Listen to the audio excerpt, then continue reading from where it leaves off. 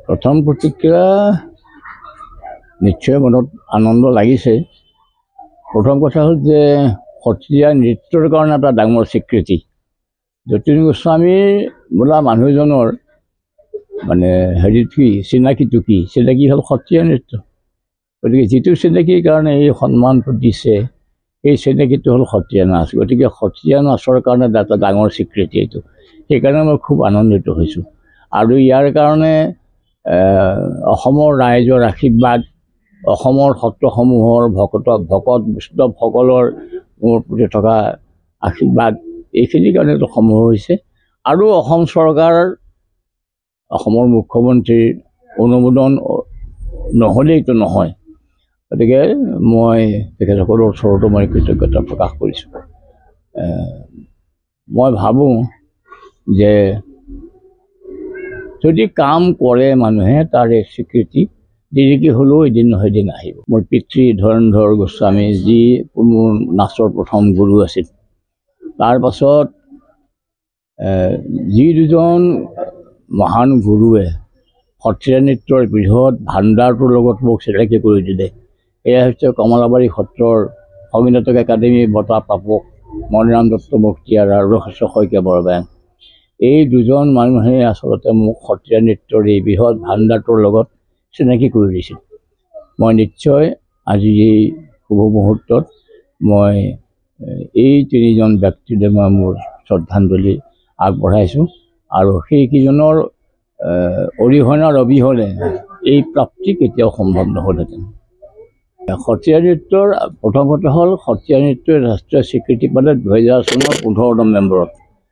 ভাৰতবৰ্ষৰ অন্যান্য 7টা নৃত্যধাৰা ইতিমধ্যে বহুত আগবাঢ়ি গৈছে। গতিকে সেই নৃত্যধাৰাটোৰ সমকক্ষ হ'বলৈ, আনকেইটাৰ লগত সমকক্ষ হ'বলৈ আমি বহুত কাম কৰিবলগীয়া আছে। আৰু সেইখিনিৰ কাৰণে অলপ জোৰেৰে আগবাঢ়িব লাগিব, অলপ ক্ষিপ্ৰগতিত আগবাঢ়িব লাগিব। তাৰ কাৰণে অসমৰ ৰাইজৰ আৰু চৰকাৰৰ যথেষ্ট কৰ্তব্য আছে। এতিয়া আমি কৰিবলগীয়া বহুত কাম আছে। আৰু আমাৰ উঠি অহা প্ৰজন্মই, সত্ৰীয়া নৃত্যৰ কৰ্মীসকলে যথেষ্ট কষ্ট কৰিব লাগিব তাৰ কাৰণে। আৰু মই এটা কথা এইখিনিতে অনুৰোধ কৰিম অসম চৰকাৰক, যে চৰকাৰে এটা বিশেষ ভূমিকা লওক সত্ৰীয়া নৃত্যৰ প্ৰসাৰ আৰু প্ৰচাৰৰ ক্ষেত্ৰত, নহ'লে এইটো কিন্তু কেতিয়াও সম্ভৱ নহ'ব। নাই, এতিয়ালৈকে কিন্তু বিশেষ উল্লেখযোগ্য কাম কৰা নাই বুলি মই ভাবোঁ। প্ৰথম প্ৰতিক্ৰিয়া নিশ্চয় মনত আনন্দ লাগিছে। প্ৰথম কথা হ'ল যে সত্ৰীয়া নৃত্যৰ কাৰণে এটা ডাঙৰ স্বীকৃতি। যতীন গোস্বামীৰ বোলা মানুহজনৰ মানে চিনাকিটো কি? চিনাকি হ'ল সত্ৰীয়া নৃত্য। গতিকে যিটো চিনাকিৰ কাৰণে এই সন্মানটো দিছে, এই চিনাকিটো হ'ল সত্ৰীয়া নাচ। গতিকে সত্ৰীয়া নাচৰ কাৰণে এটা ডাঙৰ স্বীকৃতি এইটো। সেইকাৰণে মই খুব আনন্দিত হৈছোঁ। আৰু ইয়াৰ কাৰণে অসমৰ ৰাইজৰ আশীৰ্বাদ, অসমৰ সত্ৰসমূহৰ ভকত বৈষ্ণৱসকলৰ মোৰ প্ৰতি থকা আশীৰ্বাদ, এইখিনিৰ কাৰণে এইটো সম্ভৱ হৈছে। আৰু অসম চৰকাৰ, অসমৰ মুখ্যমন্ত্ৰীৰ অনুমোদন নহ'লেইতো নহয়। গতিকে মই তেখেতসকলৰ ওচৰতো মই কৃতজ্ঞতা প্ৰকাশ কৰিছোঁ। মই ভাবোঁ যে যদি কাম কৰে মানুহে তাৰ স্বীকৃতি দেৰিকৈ হ'লেও এদিন নহয় এদিন আহিব। মোৰ পিতৃ ধৰণধৰ গোস্বামী যি মোৰ নাচৰ প্ৰথম গুৰু আছিল, তাৰ পাছত যি দুজন মহান গুৰুৱে সত্ৰীয়া নৃত্যৰ বৃহৎ ভাণ্ডাৰটোৰ লগত মোক চিনাকি কৰি দিলে, এয়া হৈছে কমলাবাৰী সত্ৰৰ সংগীনাটক একাডেমী বঁটা প্ৰাপক মণিৰাম দত্ত মুখতীয়াৰ আৰু ৰঘুশ্বৰ শইকীয়া বৰবায়ন। এই দুজন মানুহে আচলতে মোক সত্ৰীয়া নৃত্যৰ এই বৃহৎ ভাণ্ডাৰটোৰ লগত চিনাকি কৰি দিছিল।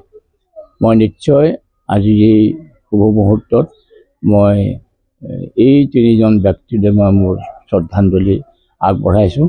আৰু সেইকেইজনৰ অৰিহণাৰ অবিহনে এই প্ৰাপ্তি কেতিয়াও সম্ভৱ নহ'লহেঁতেন। সত্ৰীয়া নৃত্যৰ প্ৰথম কথা হ'ল সত্ৰীয়া নৃত্যই ৰাষ্ট্ৰীয় স্বীকৃতি পালে 2000 চনৰ 15 নৱেম্বৰত। ভাৰতবৰ্ষৰ অন্যান্য 7টা নৃত্যধাৰা ইতিমধ্যে বহুত আগবাঢ়ি গৈছে। গতিকে সেই নৃত্যধাৰাটোৰ সমকক্ষ হ'বলৈ, আনকেইটাৰ লগত সমকক্ষ হ'বলৈ আমি বহুত কাম কৰিবলগীয়া আছে। আৰু সেইখিনিৰ কাৰণে অলপ জোৰেৰে আগবাঢ়িব লাগিব, অলপ ক্ষিপ্ৰগতিত আগবাঢ়িব লাগিব। তাৰ কাৰণে অসমৰ ৰাইজৰ আৰু চৰকাৰৰ যথেষ্ট কৰ্তব্য আছে। এতিয়া আমি কৰিবলগীয়া বহুত কাম আছে আৰু আমাৰ উঠি অহা প্ৰজন্মই সত্ৰীয়া নৃত্যৰ কৰ্মীসকলে যথেষ্ট কষ্ট কৰিব লাগিব তাৰ কাৰণে।